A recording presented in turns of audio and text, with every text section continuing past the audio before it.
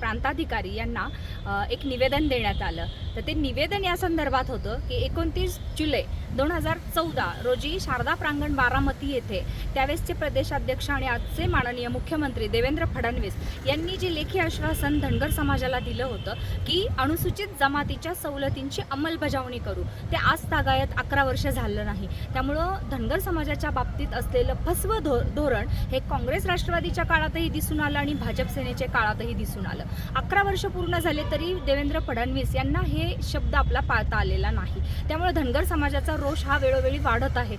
मोर्चे आंदोलने करून देखील जर गेंड्याचं कातडं असलेल्या सरकारला जाग येत नसेल तर कुठेतरी विश्वासघात दिन म्हणून हा 29 जुलैला आम्ही दरवर्षी साजराही करत असतो आणि विश्वासघात केल्यामुळं आज धनगर समाजामध्ये जो रोष वाढलेला आहे, मला सांगायला वाटतं की 1881 पासून म्हणजे ब्रिटिश कालीन आणि स्वातंत्र्यापूर्वी पासून धनगर समाज या अनुसूचित जमातीत आहे हे उल्लेखनीय नमूद केलेलं आहे।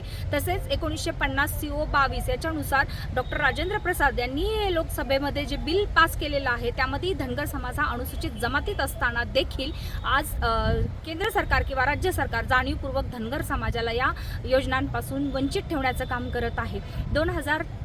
8 जानेवारी 2003 रोजी बिहार, झारखंड, ओरिसा या राज्यात जर स्पेलिंग मिस्टेक दुरुस्त करून जर तिथे धनगर समाज हा अनुसूचित जमातीत केला गेलेला आहे आणि ते नमूद केलेलं आहे तरी देखील राज्य सरकार तसा अहवाल केंद्राकडे पाठवत नाही आणि हे कुठंतरी साशंक निर्माण करणारं आहे। त्यामुळे धनगर समाजाच्या बाबतीत वंचित ठेवण्याचं हे पाप केंद्र सरकार आणि राज्य सरकार करत आहे असं मला वाटतं। त्यामुळे या सरकारचा आम्ही निषेध व्यक्त करतो। तसेच सरकारने 1968 साली प्रसिद्ध केलेल्या बिब्लिओग्राफी ऑन SC आणि ST मार्जिनल ट्राईब्स याच्यामध्ये 294 पृष्ठामध्ये धनगर जमाती अनुसूचित जमातीत असलेले नमूद केलेलं आहे।